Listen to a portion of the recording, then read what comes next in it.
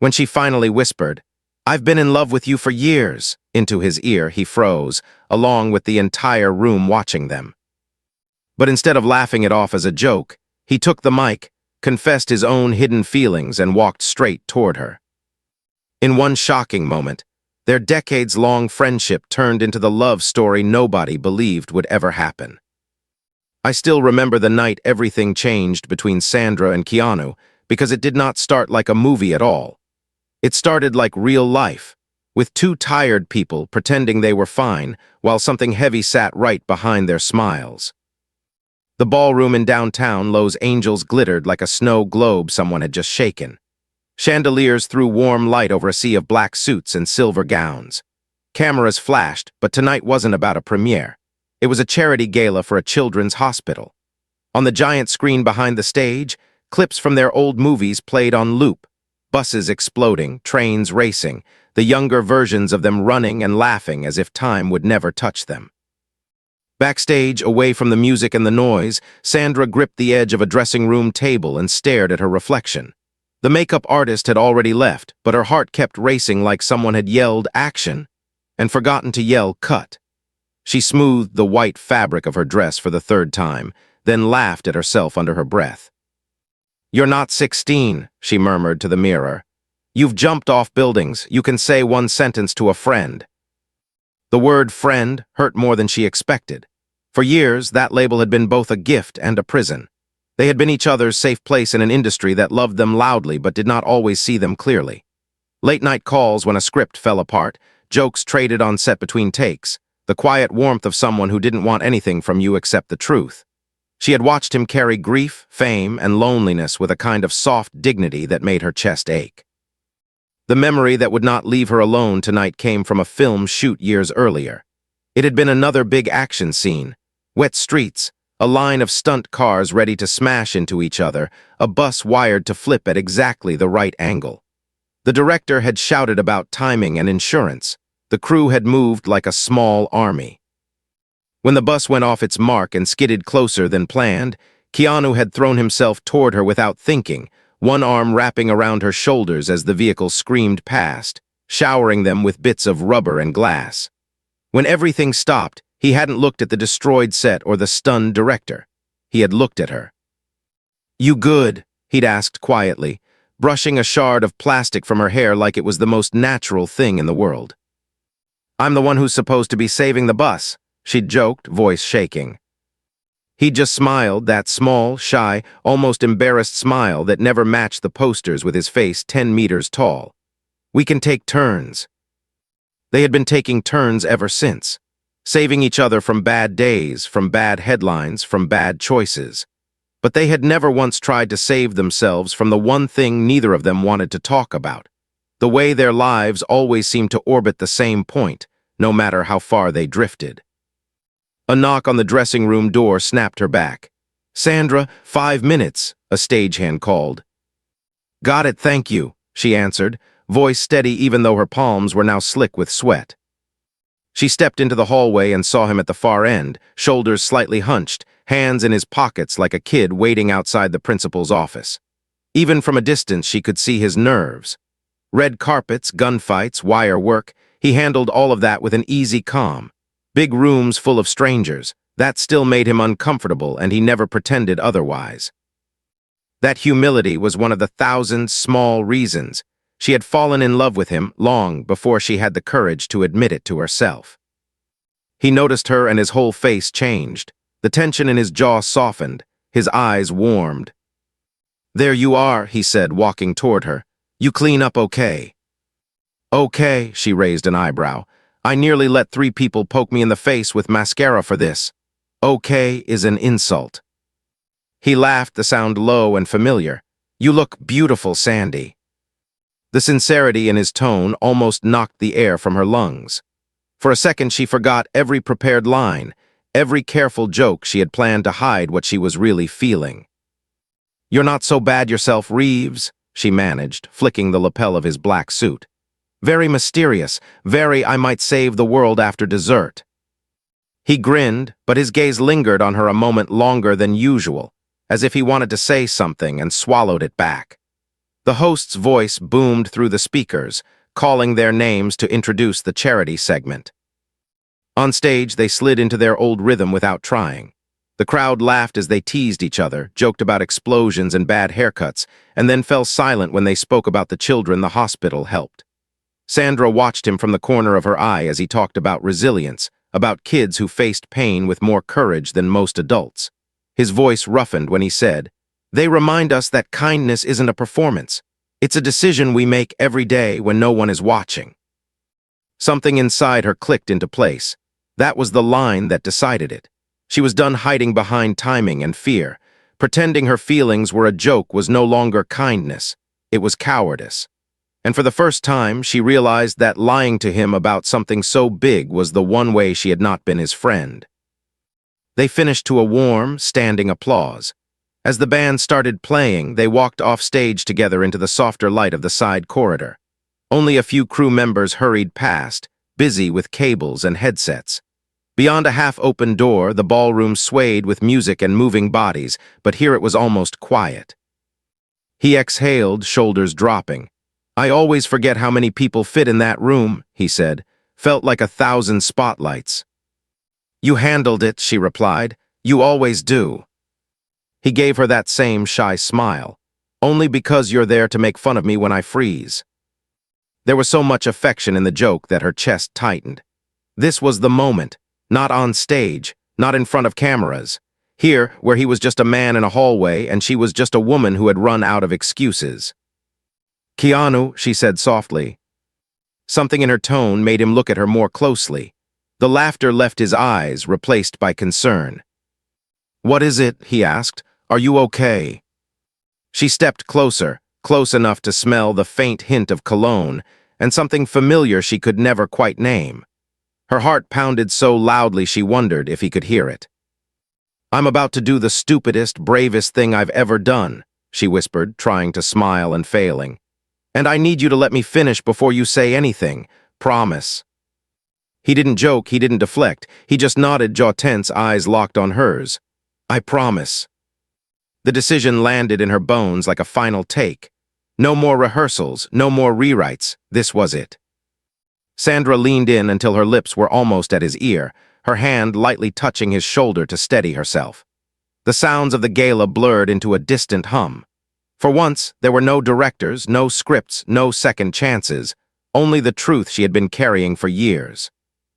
"I've been in love with you for a very long time," she breathed, every word trembling. "And I can't pretend it's just friendship anymore." She felt him stiffen under her hand, heard his breath catch. When she pulled back enough to see his face, his eyes were wide, raw, completely unguarded in a way she had never seen before.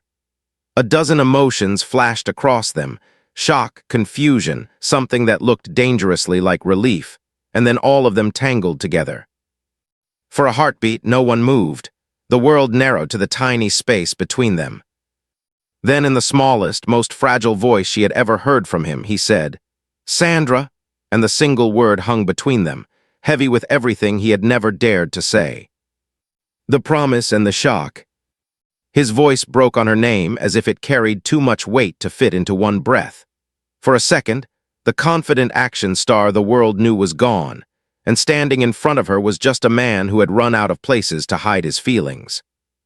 He searched her face, almost afraid to blink. You can't just say that like you're ordering coffee," he whispered. "Sandra, do you know what you're doing?"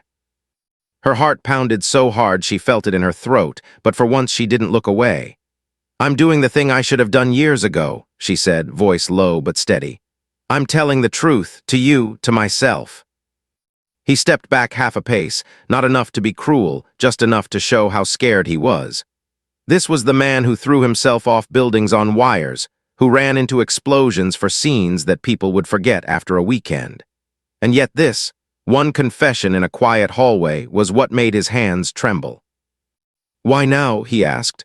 "After everything, why tonight?" She let out a breath that sounded almost like a laugh. "Because you went out there and talked about those kids," she answered, nodding toward the stage. "About how kindness isn't a performance, about choosing who you want to be when nobody's watching. I realized I've been brave in all the wrong places and a coward in the one that matters." His eyes softened at that, guilt and tenderness mixing together. "You're not a coward," he said. "You've carried the world on your shoulders and still made room for other people. You're the bravest person I know." "Then be brave with me," she whispered. "Just once, tell me if there's even a piece of you that feels the same. And if there is, I'll find a way to live with it. I promise I won't disappear. I just can't keep pretending I don't love you." Silence wrapped around them, thick and fragile. She could actually see him thinking, every old scar waking up inside his eyes. His history of loss, the people he had loved and buried, the way he had always seemed to move through life like it was made of glass. He had never said it out loud, but she knew he carried a belief that anything he held too close might break. "I don't want to hurt you," he said finally, the words rough. "My life it's complicated, messy. People expect things from me I don't always know how to give. I'm still trying to figure out how to be okay most days. You deserve someone who isn't." "Don't you dare decide what I deserve," she cut in, more sharply than she intended. "You don't get to play humble and call it protection. You're kind. You work harder than anyone I know. You carry your pain without using it as an excuse to be cruel. You are not broken beyond repair, Keanu. You're human." A muscle jumped in his jaw as he looked down, soaking in her words like he wasn't sure he believed them but wanted to. "What if I ruin what we have?" he asked quietly. "Our friendship, it's the one thing in this town that's never felt like a lie, if this goes wrong." "Then we deal with it," she said. "The way we always have, together, with honesty instead of distance." Before he could answer, a voice cut through the charged air. "Guys, sorry." The stage manager appeared at the end of the corridor, headset crooked on his head. "We need you both back on stage for the final photos with the kids and donors. They're waiting." Sandra swallowed, forcing her face back into something that vaguely resembled calm. "We're coming," she called, then turned back to Keanu. "I meant what I said. I'm not taking it back." He looked at her like she had just handed him a live grenade wrapped in silk. "I know," he said, and this time there was something almost like gratitude behind the fear. "And I promised I'd let you finish. Now I owe you an answer." He offered his arm the way he always did on red carpets, but when she slipped her hand through, his fingers closed around hers a little tighter than normal. They walked out together, carrying a secret that had just been born and already felt too big to hold. On stage again, surrounded by bright lights and shining faces, they posed with the children from the hospital. One little girl in a pink dress looked up at them with the blunt curiosity only kids have. "Are you two in love in real life?" she asked loudly enough that the first row could hear. The crowd laughed. Sandra felt her cheeks burn. Keanu glanced at her, eyes wide, caught between panic and amusement. "We're very good friends," Sandra said, forcing out the practiced answer that suddenly tasted bitter. "The kind who steal each other's fries." The girl frowned, unimpressed. "My mom says you should marry your best friend," she said, "so maybe you're doing it wrong." The room laughed even harder, but the joke hit them both in the same place. They traded a look that said, "We can't hide forever, even from 8-year-olds." Before either of them could react, a sharp metallic groan cut across the laughter. The sound came from above, the kind of noise that meant something heavy was shifting where it shouldn't. Sandra's eyes snapped up and caught sight of a lighting rig swaying a little too hard, a cable pulling out of its clamp. Keanu saw it at the same time. His entire body went alert in an instant. "Everybody move back," he said, voice suddenly firm and commanding the way it sounded on set right before a big stunt. The band faltered. People began to murmur. "Now." The metal frame gave another angry creak, tilting just a little more above the cluster of kids at the front. Sandra's heart lurched into her throat as the world slowed around her, and the bright, safe ballroom turned into something else entirely. When the scene becomes real, the air cracked with a sound like thunder as one of the clamps snapped. For half a heartbeat, the lighting rig hung in the balance, caught between staying where it belonged and crashing down into the crowd. Then gravity made the choice. Keanu moved before thought had fully formed. Years of stunt training, countless rehearsals of what if this goes wrong, all converged into a single, clean instinct. He grabbed Sandra's arm with one hand and hooked the other around the shoulders of the little girl in pink, yanking them both backward off the platform. "Down," he shouted, his voice cutting through the rising panic. Metal screamed against metal. The rig swung forward, lights still glowing like confused stars, and slammed into the edge of the stage where they had been standing only seconds before. Glass burst into glittering shards. Screams rose from the front rows as people ducked and pulled each other away. Sandra hit the floor hard, breath punching out of her lungs. The girl clutched tightly in her arms. For a moment all she could hear was the roar of blood in her ears. She felt Keanu's body slam into the ground beside them, one arm still stretched protectively over their heads as debris rained down around them. Then there was silence. Not total, there were gasps, distant shouts, the crackle of a microphone dying, but the thick, stunned kind that follows a sudden accident. "Is everyone okay?" he rasped, lifting his head. A small cut on his temple trickled a thin line of blood down his face, but his eyes were sharp, scanning the chaos. The girl trembled against Sandra's chest, but when Sandra pulled back to look at her, she saw no blood, no broken bones, just shock and a few sparkling pieces of glass in her hair. Hey, I've got you," Sandra murmured, brushing them away with shaking fingers. You're okay." The ballroom erupted into disorganized motion. Security guards rushed forward. Crew members shouted about the power. Someone yelled to cut the music completely. A man in a tuxedo tried to climb onto the stage and tripped, landing hard on his knees. Phones were already up, filming because some habits were stronger than fear. "Clear the front," a voice boomed through a backup mic. "Give them space."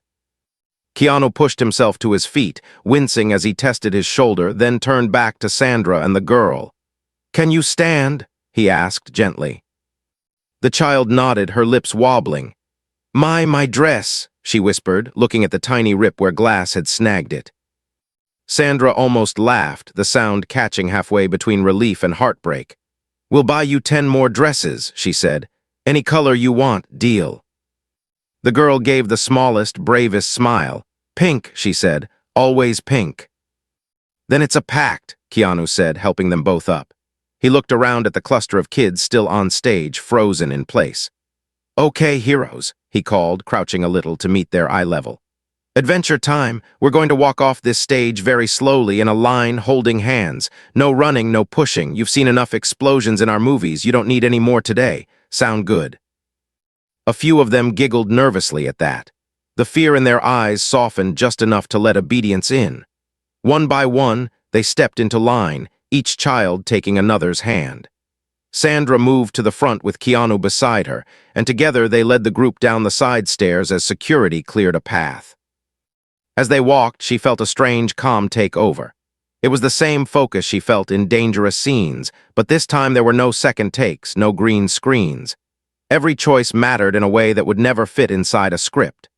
Her dress was smeared with dust, his suit was torn at the shoulder, and still people reached out to touch them, to thank them, to film them. It would have been easy to freeze, to let others handle the mess. Instead, they kept moving, step by steady step, because fear was not going to be the thing the kids remembered most about this night.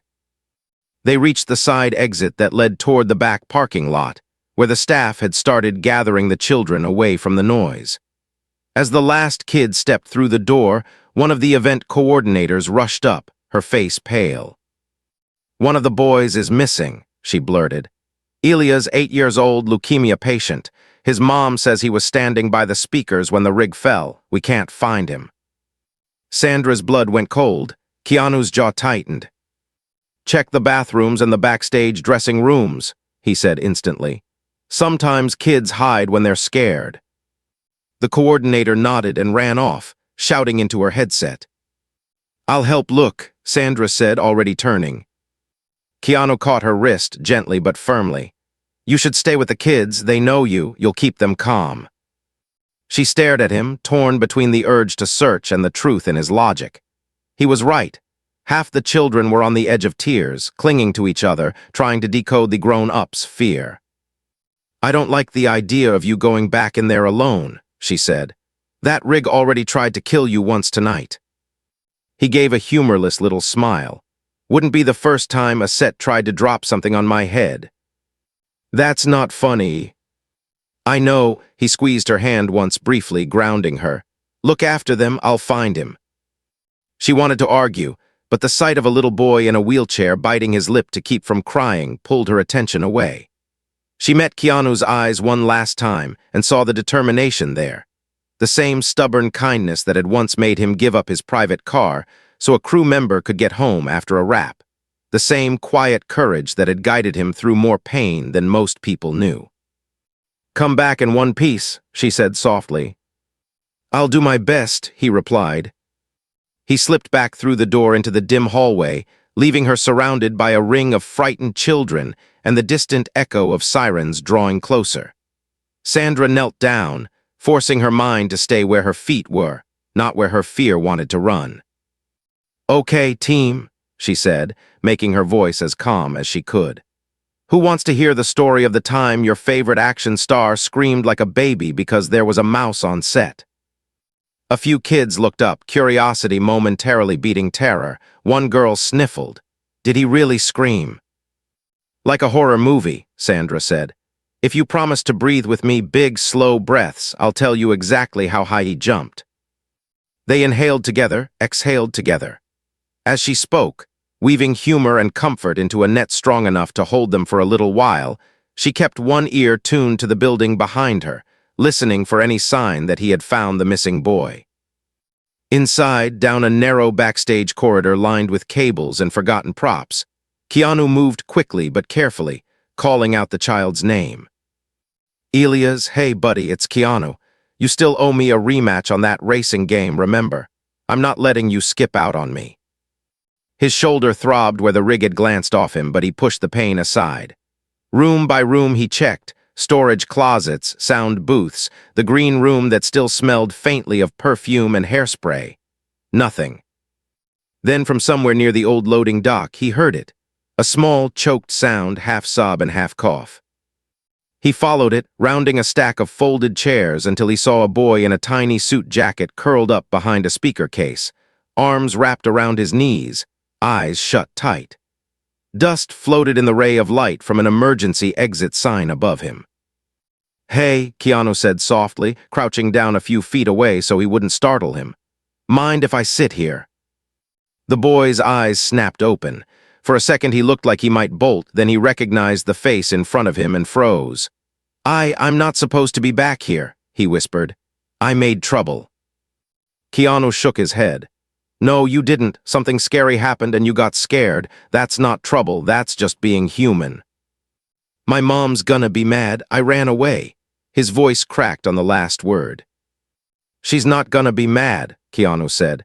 She's gonna be so relieved you're okay that she might cry. Moms do that sometimes, they leak. The boy blinked, a tiny, surprised laugh breaking through his tears. Then he coughed again, deeper this time, his small body shaking as he tried to catch his breath. Does it hurt? Keanu asked gently. Elias nodded, hands pressing against his chest. A little, and my head feels floaty. Keanu's gut tightened. The dust in the air, the sudden shock, the boy's already weak immune system, none of it was good. Okay, he said calmly, even though his heart had started to pound. We're gonna get you out of here and to the doctors, all right? You don't have to walk if you don't feel like it. I can carry you. It'll be like one of those rescue scenes, except no explosions. I'm kind of tired of those tonight. The boy's eyes flicked to his.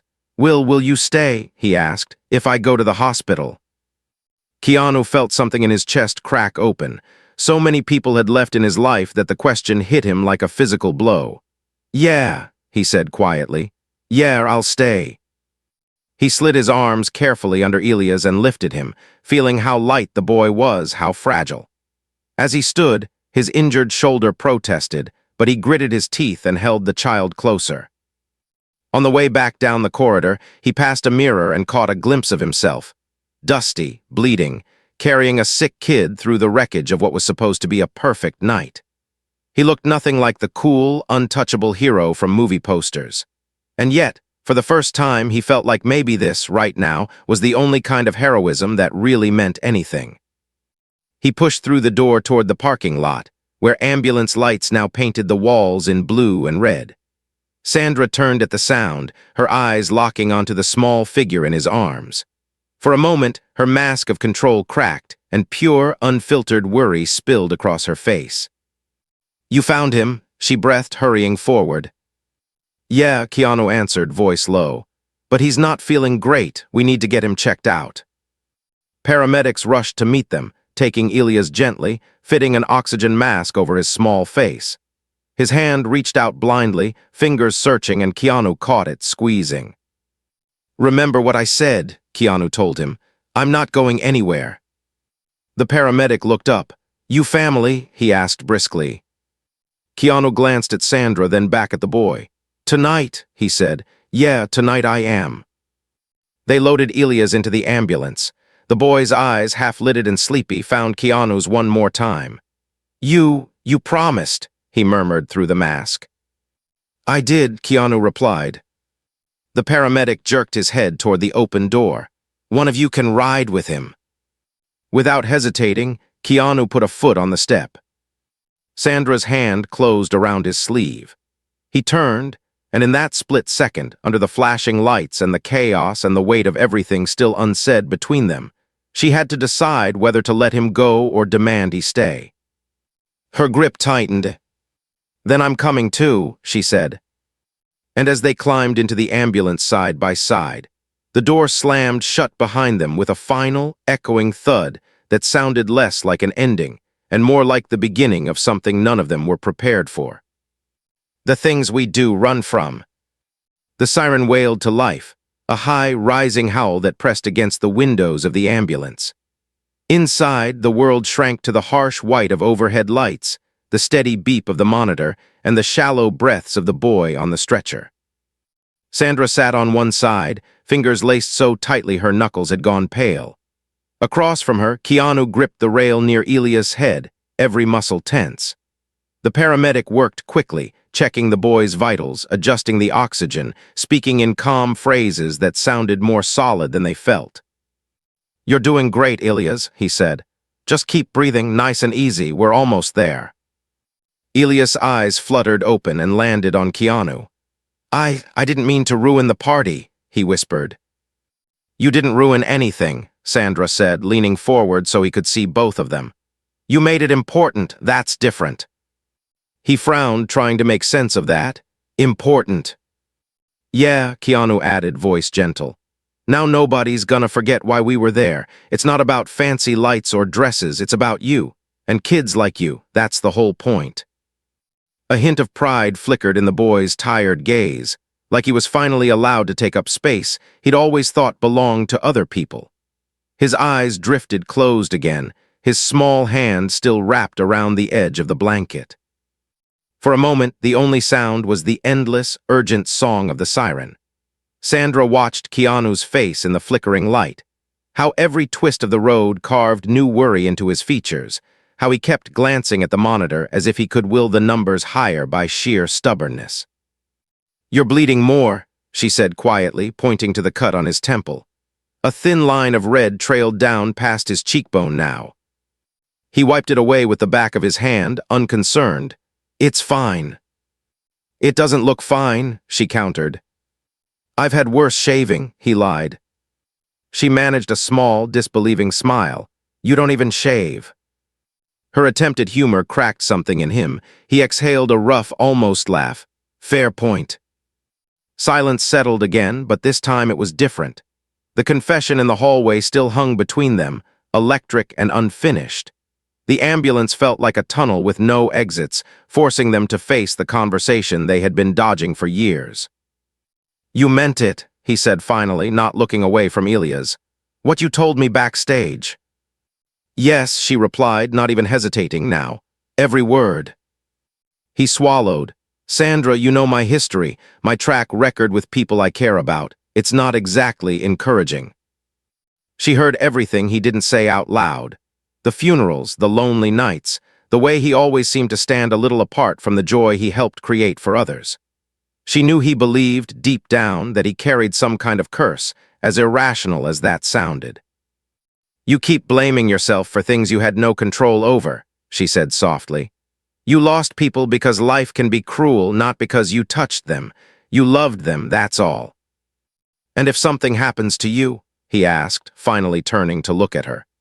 If being with me paints a target on you, on your kids, on everything, the world can be ugly when it decides it owns you. You know that. The world is ugly anyway, she said. Being alone doesn't protect us from it. It just makes us face it without backup. His brow furrowed as he studied her, torn between fear and the raw, painful hope that had been living quietly inside him for years. I don't know if I remember how to do this, he admitted. To be with someone, really be with them, not just show up for premieres and remember anniversaries. The day-to-day things, the hard stuff. You already do it, she said. You show up for people when nobody's watching, for your family, for crew members, for kids like him. She nodded at Elias. You think love is some huge, perfect performance. It's not. It's a bunch of ordinary, clumsy choices you keep making even when you're tired and scared. He let her words sink in, his gaze dropping for a moment to his own hands. They were scarred from years of stunts, calloused from work that most people assumed other people did for him. What if I'm not enough? He asked, barely above a whisper. You will be, she said. Not because you're perfect, because you're willing. Before he could answer, the ambulance began to slow, the siren dropping in pitch as the hospital loomed ahead. The vehicle jolted as it turned, then braked to a halt. The back doors burst open, letting in a rush of cold night air and bright emergency room light. Let's move, the paramedic said. They followed as the team rolled Elias into the hospital, the gurney's wheels squeaking over polished floors. Doctors and nurses converged, asking rapid-fire questions, checking charts, reading scans. At some point, a woman with terrified eyes and shaking hands appeared from the waiting area, Elias' mother. She clung to the rail of the bed, thanking them over and over in a voice that kept breaking. You stayed with him, she said to Keanu, tears streaking her mascara. You didn't have to. Most people just send a donation or a signed picture and disappear. But you, both of you. Sandra squeezed the woman's shoulder. We're not going anywhere, she said. He's not alone. The staff wheeled Elias toward a set of double doors marked Pediatrics. Before they swung shut, the boy lifted his hand in a weak wave. Keanu and Sandra waved back, small, solemn motions that held more promise than any contract they'd ever signed. Then the doors closed, and the adrenaline that had been holding them together began to fade, leaving exhaustion and too many emotions fighting for space. Come on, a nurse said gently, gesturing toward a row of plastic chairs. They'll update you as soon as they can. It might be a little while. They sank into the seats side by side. The ER buzzed around them, monitors beeping, voices murmuring, someone crying softly in the corner.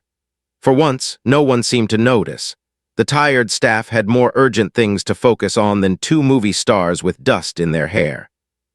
After a few quiet minutes, Sandra's phone buzzed. She glanced down, then winced. We're already trending, she muttered. Video of the rig falling, headlines about real-life heroics. Keanu sighed, of course. She scrolled, her expression growing more troubled. They're also asking why safety was so bad. Some people are blaming the charity. Others are saying the event was too much about us and not enough about the kids. He rubbed his face with both hands. That's the last thing we wanted. She kept reading, thumb moving, jaw tightening. And there it is, she said. A lovely little piece suggesting that we were too distracted by each other to notice the danger until it was almost too late. He blinked. They're blaming the accident on us. On our chemistry, she said bitterly. On our flirtation, like we summoned a falling light rig by making eye contact. He let out a humorless laugh. We finally admit what's been sitting between us for years, and the universe answers with, cool, here's a disaster. Don't you dare turn this into proof that you're cursed, she snapped, then immediately softened. Sorry, that came out harsher than I meant. No, he said quietly, you're right to be angry. He sat back, staring at the ceiling tiles, listening to the distant echo of a code being called over the PA system. You know what's going to happen, he went on. The studio will call, our reps will call, they'll say we have to control the narrative, that we should deny everything. Just friends, tragic accident, move on. They'll tell us to stay apart in public until it blows over. Maybe that would protect the charity, she said reluctantly. If the focus stays on us, people will forget why the gala mattered in the first place. The hospital needs funding, not gossip. Maybe, he agreed, but it also means telling the world and ourselves that how we feel is something to be ashamed of, something dangerous. That's what they'll say, she replied, that our feelings are a distraction, a liability. They've already said it, he pointed out, in headlines, in comments. She looked at him, eyes searching his face. So what do we do? He was quiet for a long moment. When he finally spoke, his voice was calm, almost gentle, like he'd reached some private decision. We do what we said we would on that stage, he answered. We let the kids come first. Whatever we choose has to protect them, not our egos. If denying everything helps the hospital, maybe that's the right move, even if it hurts. The idea of shoving her feelings back into the dark after finally dragging them into the light made her stomach twist. And what about us? She whispered.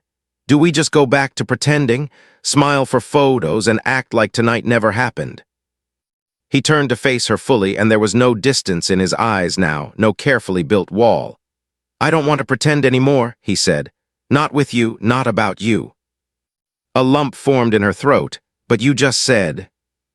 I know what I said, he cut in, shaking his head. I'm tired, Sandra. Tired of living like any happiness I touch is on borrowed time. Maybe that's fear. Maybe it's ego, like you said. I don't know. What I do know is that when that rig started to fall, my first thought wasn't about my career or my image or what people would say. It was about you, and that kid in pink, and this boy here. The only thing that mattered was getting you all out of the way. That's love, she said simply. Maybe it is, he admitted. Maybe I've been in love with you for so long that I turned it into part of the furniture in my brain, something always there, never rearranged, familiar enough to ignore. Her eyes filled, but she didn't look away. Then say it, she whispered. Once, for real, not as a joke, not as a scene, just as you. He held her gaze, and for a moment the busy ER around them blurred into soft shapes. All the noise dropped into a low hum, like the world was holding its breath. I love you, he said, the words rough but steady. Not the idea of you, not the version on magazine covers. You, the stubborn, brave, ridiculous woman who keeps dragging me back toward the light even when I'm kicking and screaming. Tears spilled down her cheeks, quiet and unstoppable. She laughed through them, the sound shaky. You really know how to pick a romantic setting, she said, gesturing at the plastic chairs, the flickering fluorescent lights, the man vomiting into a trash can 2 rows over. We could use it in the movie version, he replied, the corner of his mouth twitching. Add some soft music, maybe a sunset. Don't you dare, she said. They sat there, smiling through tears, hands inching closer on the armrest between them until their fingers finally laced together.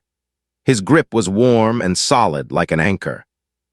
Before either of them could say another word, a doctor in light blue scrubs approached, a clipboard in hand. His expression was serious but not grim. Family of Elias, he asked. Sandra and Keanu stood at the same time. We're here, Sandra said. The doctor glanced between them, clocking the united front and the dust still clinging to their clothes. He's stable, he said. The dust and stress triggered some breathing issues, but we've got it under control. His blood work shows some concerning numbers, and he'll need a more aggressive treatment plan, but tonight, he's going to be okay. Relief hit them like a physical wave. Sandra sagged against the wall for a moment, eyes closing. Keanu let out a breath he'd been holding since the rig started to fall. Thank you, they said together. There is one more thing, the doctor added. The new pediatric wing, the one tonight's gala was for, that project is going to be even more important now. We need better equipment, more beds, specialized care. I heard there was some incident at the event. Yeah, Keanu said. The donations might take a hit. The doctor nodded, lips pressing into a thin line. Bad press can scare people off, but good can come out of nights like this too if people see that you're not running away when things go wrong. Kids like Elias need more than one good headline. They need people who stick around. He left them with that, moving on to the next emergency. They stood in the middle of the bustling ER, fingers still intertwined, the weight of his words settling over them. So, Sandra said quietly, We can deny everything, protect our image, and hope the donations don't dry up, or we can tell the truth and risk becoming the story instead of the cause. He looked at her, eyes clear. What do you want to do?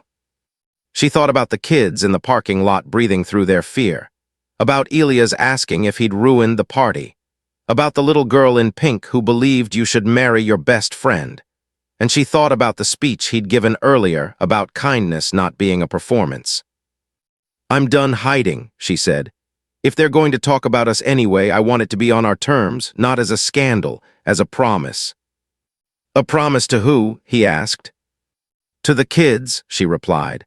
That we mean what we say, that we don't run when things get hard, that love isn't something to be ashamed of even when the world makes it messy. He nodded slowly. So we go public together. Together, she said. He squeezed her hand, a small, steady pressure that felt like the beginning of a vow. You know this is going to be a storm, he warned. Comments, headlines, late-night jokes. People will dissect every look, every word we've ever said. She wiped the last of the tears from her face and squared her shoulders. They've been doing that for decades, she said. The difference is, this time we won't be lying to ourselves too. He studied her, pride and awe shining through the worry. You really are the bravest person I know, he said. She smiled, tired but fierce. Then be brave with me. Before he could answer, her phone buzzed again. A notification flashed across the screen, millions of views on the videos from the gala, a trending hashtag with both of their names, and a new headline from a big entertainment site. She turned the screen so he could see it. The title read, Sandra Bullock whispered something to Keanu Reeves at the gala, and his reaction shocked everyone. Underneath was a still frame of the moment on stage, when the little girl had asked if they were in love, his shocked expression frozen in time. He looked at the image, then at her, and something in his face settled. The decision had already been made. The headline just gave it a stage. Okay, he said quietly. Tomorrow we talk, not through reps, not through rumors, through us. And tonight, she asked. He glanced toward the pediatric wing doors. Tonight we stay. Hand in hand, they walked toward the corridor that led to Elias' room, leaving behind the waiting area and the easy option of disappearing. They didn't know yet how the world would respond, how their careers would bend or break, how many storms they would have to stand through together. All they knew was that they were done letting fear do the talking. And as they reached the glass window of the pediatric room and saw Elias asleep, a faint smile on his face, surrounded by humming machines funded by people who still believed in something better, they both understood the same quiet truth. Real love, whether for a child, a cause, or another imperfect human being, wasn't about avoiding pain. It was about choosing who you wanted to stand beside when it came.